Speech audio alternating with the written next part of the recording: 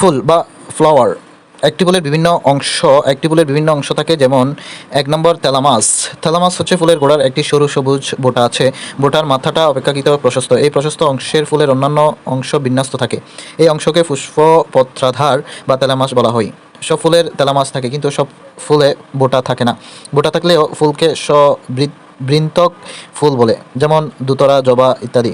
বোটা না থাকলে ফুলকে অবৃন্তক ফুল বলে, যেমন কচু, রজনীগন্ধা ইত্যাদি। কাজ: ফুলের অন্যান্য অংশ ধারণ করা। অবৃন্তক ফুলকে কাণ্ডের সঙ্গে সংযুক্ত রাখা। 2 নম্বর ক্যালিক্স। ক্যালিক্স বা বৃথি। ফুলের বাইরে গোড়ার দিকে একটি সবুজ নলাকার অংশ দেখা যায়। এই নলাকার বা নলের মাথা 5টি খণ্ডে বিভক্ত। ফুলের বাইরের দিকে এই সমস্ত স্তবকগুলো হলো ক্যালিক্স বা বৃথি।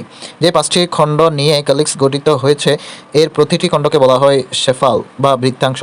বৃত্তাংশগুলো পরস্পর সংযুক্ত থাকতে পারে, আবার পৃথকও থাকতে পারে।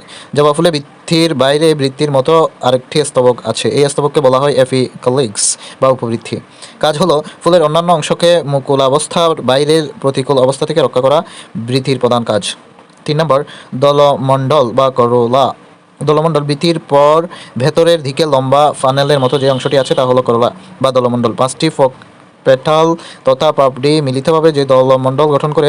সাধারণ দলমণ্ডল গুলো যে কোনো ফুলের সবচেয়ে আকর্ষণীয় অংশ। পাপড়িগুলো মিলিতভাবে অবস্থান করতে পারে অথবা পরস্পর পৃথক থাকতে পারে। কাজ: পরাগায়নের জন্য পতঙ্গকে আকৃষ্ট করা এবং ভেতরের অন্যান্য স্তবককে রক্ষা করা দলমণ্ডলের প্রধান কাজ। স্টেমেন বা পুংকেশর। স্টেমেন 4 নম্বর।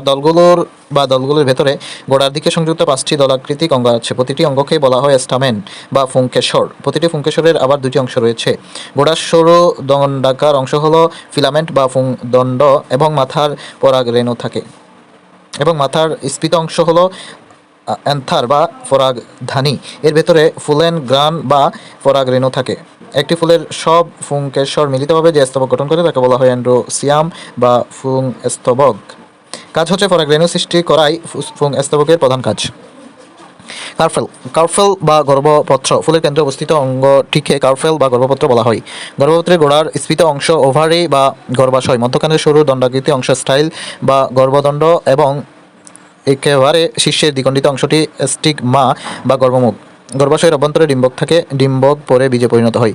দুতারা ফুলে 2টি গর্ভপত্র একত্রে সংযুক্ত অবস্থায় থাকে বা আছে। এক বা একাধিক গর্ভপত্র ফুলে যে স্তবক সৃষ্টি করে তাকে বলা হয় গাইনোসিয়াম বা স্ত্রী স্তবক। গর্ভাশয়ে সাধারণত ফলে পরিণত হয়। জবা ফুলের 5টি গর্ভপত্র মিলিতভাবে স্ত্রী স্তবক সৃষ্টি করেছে। কাজ হচ্ছে ফল ও বীজ তৈরি করাই স্ত্রী স্তবকের কাজ। ফুলের কাজ ফল ও বীজ উৎপাদনের মাধ্যমে উদ্ভিদের বংশবৃদ্ধি করাই ফুলের প্রধান কাজ। ফুলের স্তবক ও স্ত্রী স্তবক বীজ উৎপাদনে সরাসরি অংশগ্রহণ করে বলে এদের বলা হয় জনন স্তবক বা অত্যাবশ্যকীয় স্তবক। বৃতি ও দলকে বলা হয় সাহায্যকারী স্তবক।